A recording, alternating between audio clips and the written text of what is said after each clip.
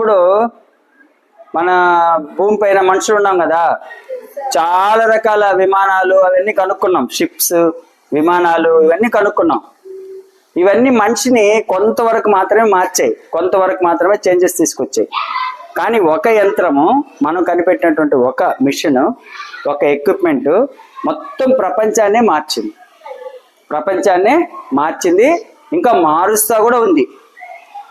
దాని పేరు కంప్యూటర్. దాని పేరు ఏం పేరు? కంప్యూటర్.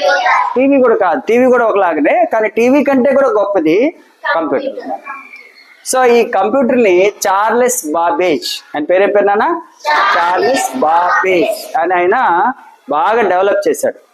చార్లెస్ బాబేజ్ బాగా డెవలప్ చేశాడు ఆ మెషిన్ని. అందుకని మనం ఆయన్ని కంప్యూటర్కి ఫాదర్ అని చెప్తాం. కంప్యూటర్ని కనుక్కున్న వ్యక్తిగా కూడా ఆయన్ని చెప్తాం. ఒకప్పుడు కంప్యూటర్స్ చాలా, ఈ రూమ్ అంత పెద్దది ఉండేది.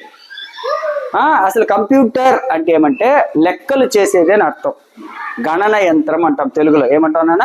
గణన యంత్రము, క్యాలిక్యులేషన్స్ చేయడానికి ఉపయోగపడుతుంది అని చెప్తాం. ఇప్పుడు ఉదాహరణకి మన రాష్ట్రంలో 5 కోట్ల మంది జనాభా ఉన్నారు. ఈ 5 కోట్ల మంది పేర్లు 5 కోట్లు, వాళ్ళ పిల్లల పేర్లు, వాళ్ళ అమ్మ ఆడనా మగానా, వాళ్ళు ఏం పని చేస్తారు, వాళ్ళ జీతం ఎంత, వాళ్ళకి రేషన్ కార్డు ఉందా లేదా, వాళ్ళకి ఆధార్ కార్డు ఉందా లేదా, ఇవన్నీ లెక్క వేయాలి. ఇవన్నీ లెక్క వేయాలంటే సులభమా కష్టమా? చాలా కష్టం. మన స్కూల్లో పిల్లలే 450 మందికి దాకా ఉన్నాం మనం. మన లెక్క వేయాలంటే కూడా కష్టమే కదా. ఎంతమంది ఒక క్లాసులో ఎంతమంది ఉన్నారు, ఒక సెక్షన్లో ఎంతమంది ఉన్నారు, అందులో 10 ఏళ్ళ వాళ్ళు ఎంతమంది, 11 ఇయర్స్ ఎంత, 12 ఇయర్స్ ఎంత అని కూడా లెక్క వేయడము కష్టం. సో అలా లెక్కలు వేయడం కోసమని ఈ యంత్రాన్ని ఫస్ట్ కనుక్కున్నారు. ఓకేనా? ఇది ఒక ఎలక్ట్రానిక్ డివైస్ అంటారు దీన్ని. ఎలక్ట్రానిక్ డివైస్ ఏమంటారా? ఎలక్ట్రానిక్ డివైస్ అంటే కరెంటుని యూజ్ చేసుకొని, విద్యుత్తుని యూజ్ చేసుకొని ఇది పనిచేస్తుంది. సేమ్ ఇది కూడా ఎలక్ట్రానిక్ డివైసే. ఇది కూడా కరెంట్ యూజ్ చేసుకునే పనిచేస్తుంది. సార్ కరెంట్ లేకపోతే కూడా బ్యాటరీ వేసుకోవచ్చు మనం. ఇప్పుడు ఇది బ్యాటరీ, ఇదేంది? ఇది బ్యాటరీ. సో ఈ బ్యాటరీని కూడా యూజ్ చేసుకొని పనిచేయచ్చు. కానీ ఈ బ్యాటరీ పనిచేస్తుంది కూడా విద్యుత్తుని యూజ్ చేసుకునే పనిచేస్తుంది. కాబట్టి దీన్ని మనం ఏమంటాము? ఎలక్ట్రానిక్ డివైస్ అంటాం. ఏమంటానా? ఎలక్ట్రానిక్ డివైస్ అంటాం. ఇది కంప్యూటేషనల్ డివైస్ అని కూడా అంటాం. అంటే లెక్కలు చేసేది, గణించేది అని అర్థం. ఓకే, అర్థమైంది కదా? అర్థమైంది కదా.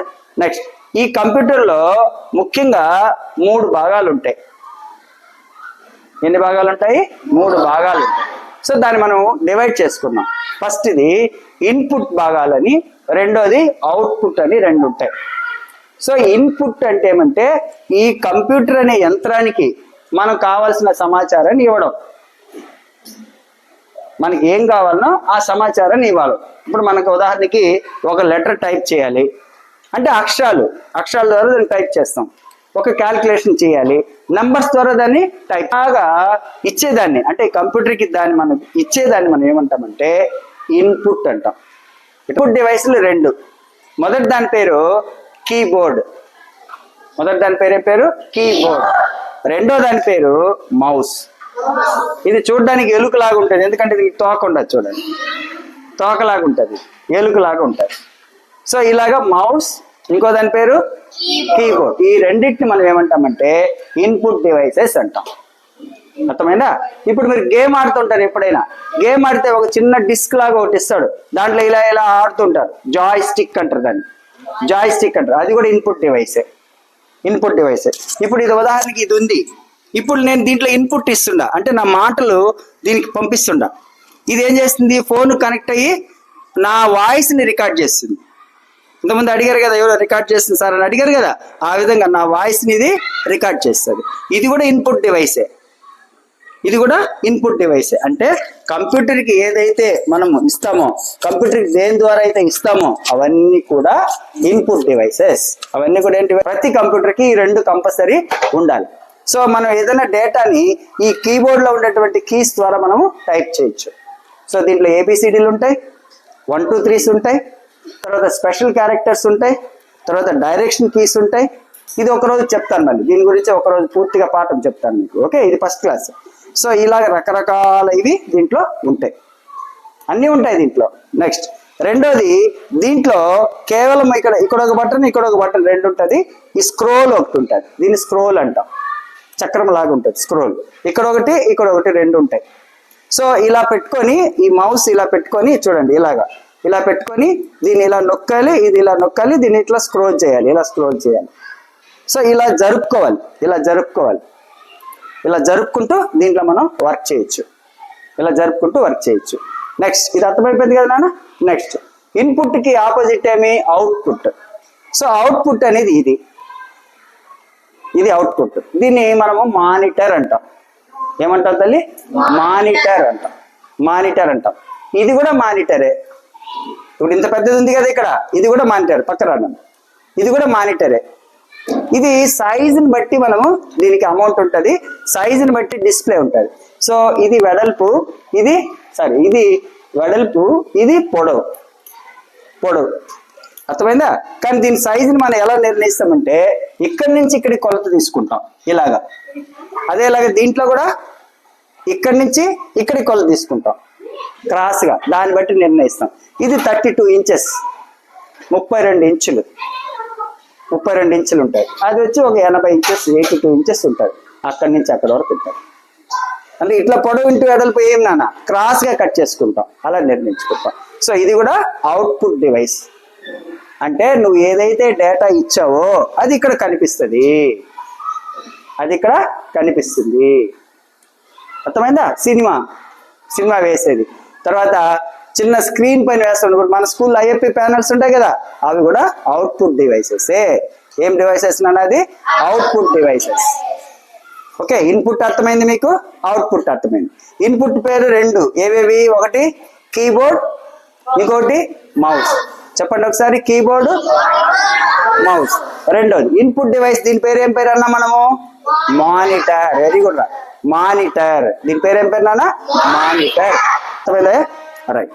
తర్వాత దీనికి అన్నిటికంటే ముఖ్యమైనది, ప్రాణమైంది ఇది.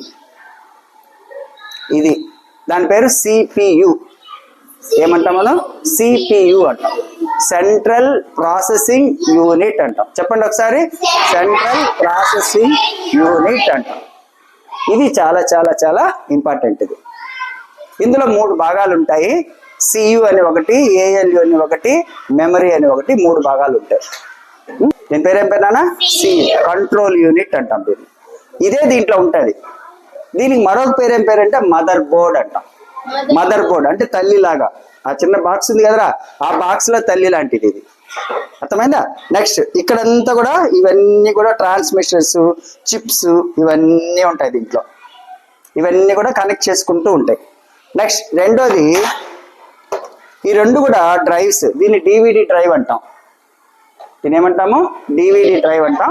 సో ఇక్కడ డ్రైవ్, తర్వాత మెమరీ అంటే మనం ఇచ్చిన డేటా అంతా అది స్టోర్ చేసి పెట్టుకొని ఉంటుంది. సో ఈ 3 వచ్చి CPU. ఓకే, ఇప్పుడు ఇది ఆన్ అయింది కదమ్మా. ఆన్ అయితే ఇక్కడ మీకు చిన్న సౌండ్ వస్తూ ఉంటుంది. అంటే దీంట్లో మోటార్ లాంటిది రన్ అవుతుంటుంది. కరెంట్ని తీసుకొని మోటార్ లాగేది రన్ అవుతూ ఉంటుంది. ఇక్కడ చిన్న సౌండ్ వస్తుంది, వినొచ్చు మీరు. చూడండి, ఇప్పుడు దీన్ని ఆఫ్ చేసినాం అనుకోండి, ఆ సౌండ్ ఆగిపోతుంది. ఇట్లా ఆగిపోతుంది. అంటే ఆ ఫ్యాన్ సౌండ్ కాదు, దీనికి ఒక సౌండ్ ఉంటుంది, అది ఆగిపోతుంది. ఇక్కడ ఇది వచ్చి ఇప్పుడు ఆన్ అవుతుంది కదా నాన్న, ఇది ఆన్ అవుతుంది కదా. ఈ ఆన్ అవుతుంది కదా, దీంట్లో మానిటర్ అంటాం. మానిటర్లో స్క్రీన్ అంటాం. దీన్ని ఏమంటాము? స్క్రీన్ అంటాం. సో ఆ స్క్రీన్ బేస్ చేసుకొని మనకు కావాల్సిన అన్ని దీనికి అందిస్తాము. అది వర్క్ చేస్తుంది.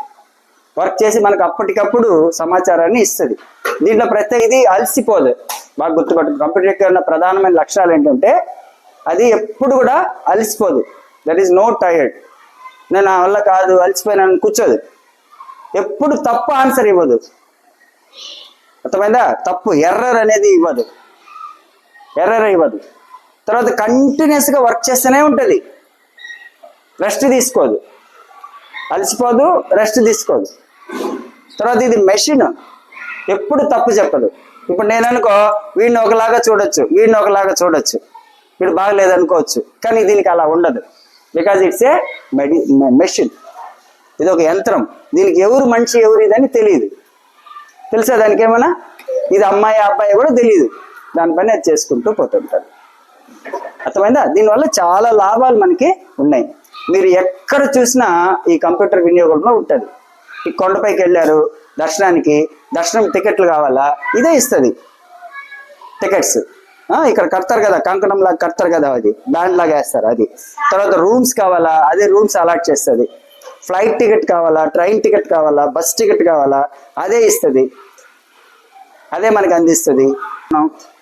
వేరే దేశం వాళ్ళతో యుద్ధం చేయాలా, ఇదే పనిచేస్తుంది. మెడిసిన్, డాక్టర్స్ దీనిలో చూస్తారు ఎలాంటి రోగానికి ఏ మందు ఉందని దీన్నే చెక్ చేస్తారు. బట్టల షాపులు అమ్మేవాడు దీంట్లోనే బిల్లు ఇస్తాడు, టిఫిన్ షాపులు అమ్మేవాడు దీని ద్వారానే బిల్లు ఇస్తాడు కదా. మెడికల్ షాపు, ఎక్కడికైనా వెళ్ళండి, కంప్యూటర్ లేనటువంటి ప్లేసు ఉండదు. ప్రతి ప్లేస్లో కూడా అది వర్క్ చేస్తుంది. మన ఇంట్లో కూడా ల్యాప్టాప్ ఉంటుంది, ఒక సెల్ ఫోన్ ఉంటుంది. సేమ్ సెల్ ఫోన్ ఇప్పుడు ఇది ఏదైతే పనిచేస్తుందో అదన్నీ కూడా సెల్ ఫోన్ పనిచేస్తుంది.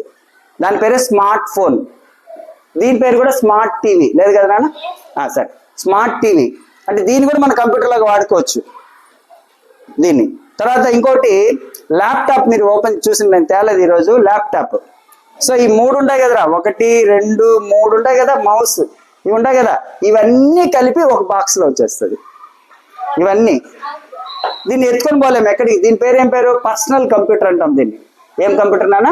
Personal computer. తర్వాత నోరు తెరవండి ఒకసారి, పర్సనల్ కంప్యూటర్ అంటాం కదా.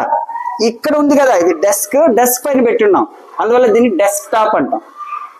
డెస్క్ టాప్ ఏమంటారు దీన్ని? Desk top. అదే దాన్ని ల్యాప్టాప్ అంటాం. ల్యాప్టాప్ అంటే ఇలా క్లోజ్ చేసి ఓపెన్ చేసుకుంటాం.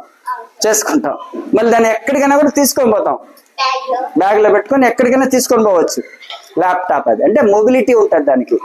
వేరే ప్లేస్లోకి వెళ్ళాలి, వేరే ఫారెస్ట్కి వెళ్ళాలి, ఒక బ్రిడ్జ్ దగ్గర పోయి కూర్చొని వర్క్ చేసుకోవాలి, లేదా ట్రాఫిక్ దగ్గర కూర్చొని వర్క్ చేసుకోవాలి అంటే ఇవన్నీ ఎత్తుకొని పోలేము కదా, అందుకని ల్యాప్టాప్ కనిపెట్టారు. తెచ్చుకోండి, అదే ఇలా తెచ్చి మూసేదాన్ని ల్యాప్ అంటారు, అలా తీసుకుంటాం. నెక్స్ట్ ల్యాప్టాప్ బదులు కూడా వచ్చింది ట్యాబ్. సో ట్యాబ్ కంటే ట్యాబ్ కూడా పెద్దదిరా, బరువుగా ఉంటుంది, మోసుకోలేము, అందుకని మొబైల్ వచ్చేసింది. మొబైల్లో ప్రతి ఒక్కటి దీంట్లో మీరు ఏదైతే చేయగలుగుతారో ఆ పని అన్నీ కూడా దీంట్లో చేయొచ్చు. కాబట్టి ఇది ఎక్కువసేపు చూడడం వల్ల కళ్ళుకి మనకి ఇబ్బంది అవుతుంది. ఎక్కువ మీరు పిల్లలు గేమ్స్ ఆడతారు కదా, కళ్ళు పోతాయి, కళ్ళు చాలా రోజులు దాన్ని చూడలేము. అది చిన్న స్క్రీన్ కదా, చిన్న స్క్రీన్. అదే ఇది పెద్ద స్క్రీన్, ఇది ఇంకా పెద్ద స్క్రీన్. కాబట్టి ఇవి వాడాలి మనం, వాటిని వాడడము తగ్గించాలి. సో ఇది ఫస్ట్ లెసన్. ఈ ఫస్ట్ లెసన్లో మనం ఏం నేర్చుకున్నాము? ఫస్ట్ అసలు కంప్యూటర్ అంటే ఏమి, దాన్ని ఎవరు కనుక్కున్నారు, అది ఎందుకు వాడతారు, ఏ ప్లేసెస్లో వాడతారు, కంప్యూటర్లో ఉండేటువంటి భాగాలు ఏంటి, ఇన్పుట్, అవుట్పుట్, CPU. సో దాంట్లో విడివిడిగా ఉన్నటువంటి భాగాలు కూడా నేను మీకు